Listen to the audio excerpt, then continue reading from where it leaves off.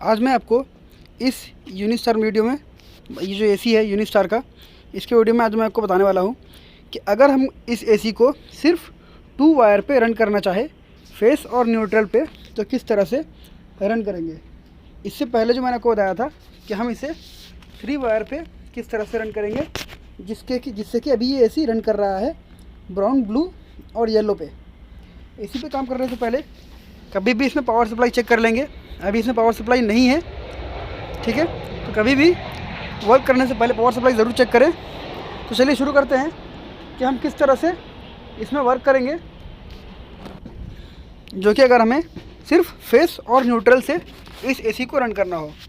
तो नॉर्मली जिस एसी में सिर्फ फेस और न्यूट्रल से एसी वर्क करता है, वहाँ पे सिर्फ 2 वायर आता है, एक फेस और एक न्यूट्रल, जिसमें कि ये एक फेस है और ये एक न्यूट्रल है।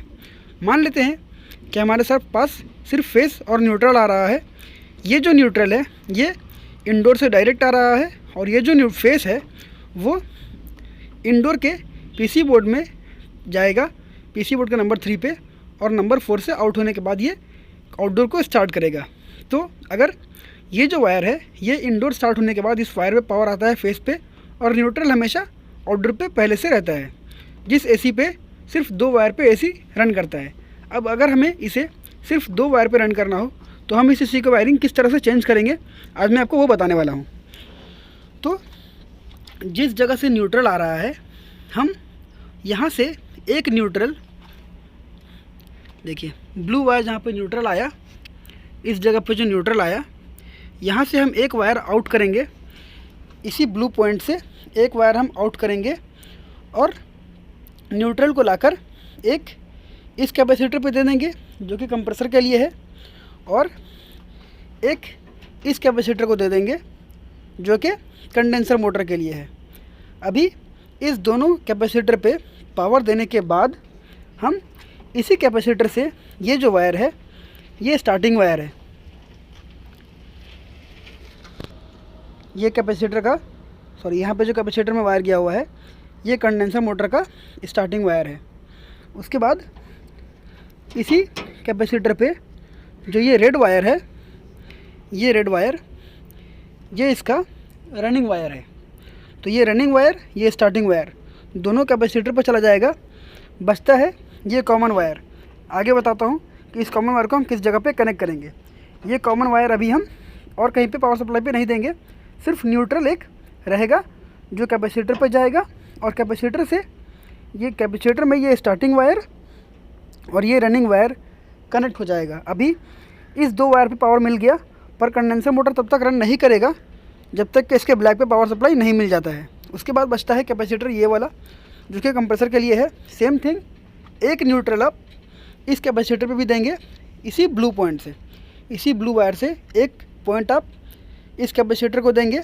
और जैसे कि मान लीजिए ये जो वायर है ये एक न्यूट्रल है, इस जगह पे न्यूट्रल देने के बाद इसी जगह से आप कंप्रेसर का रनिंग वायर कनेक्ट करेंगे, और जो वाइट वायर है इसके नीचे में ये कंप्रेसर का स्टार्टिंग वायर हो गया।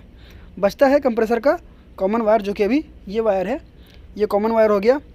अब ये 2 वायर को, इस कंप्रेसर के एक कॉमन वायर को और कंडेंसर मोटर के एक कॉमन वायर को हम कनेक्ट कर देंगे किसी इस तरह के कनेक्टर पे।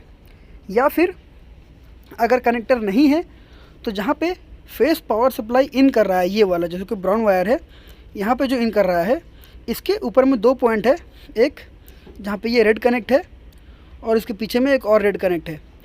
तो हम ये सब वायर को रिमूव कर देंगे।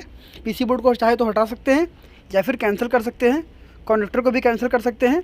और इस जगह पे हम इस वायर को रिमूव करने के बाद इस जगह पे एक इस पावर सप्लाई पे ब्राउन पे जो फेस आ रहा है, इस फेस पे हम कंडेंसर मोटर का एक ये ब्लैक वायर जो कि कॉमन है, और जो कंप्रेसर है इसका एक रेड वायर जो कि कॉमन है, इस दोनों वायर को हम इस कनेक्टर पे कनेक्ट कर देंगे, इसके फेस वाले कनेक्टर पे।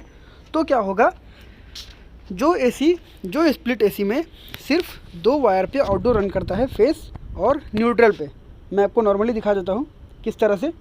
जो कि अभी इस जगह पे LG एसी लगा हुआ है, यहाँ पे हमें सिर्फ 2 वायर चाहिए इस एसी को रन करने के लिए।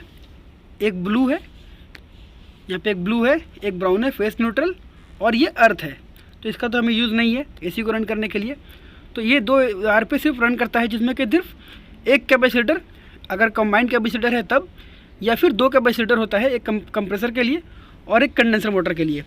तो इस तरह से हम इसमें वायरिंग करने के बाद इस आउटडोर को भी डायरेक्ट रन कर सकते हैं। किसी भी सेम कैपेसिटी का अगर स्प्लिट एसी है तो उसके इंडोर के साथ में हम इस आउटडोर को रन कर सकते हैं, सिर्फ 2 वायर को यूज़ कर। तो उम्मीद करता हूँ आपको वीडियो समझ में आ गई होगी। अगर वीडियो अच्छी लगी हो तो वीडियो को लाइक करें, चैनल को सब्सक्राइब करें और बेल आइकन को ज़रूर प्रेस करें, ताकि मेरे आगे आने वाली वीडियो की अपडेट आप तक ज़रूर पहुँचे। Thank you.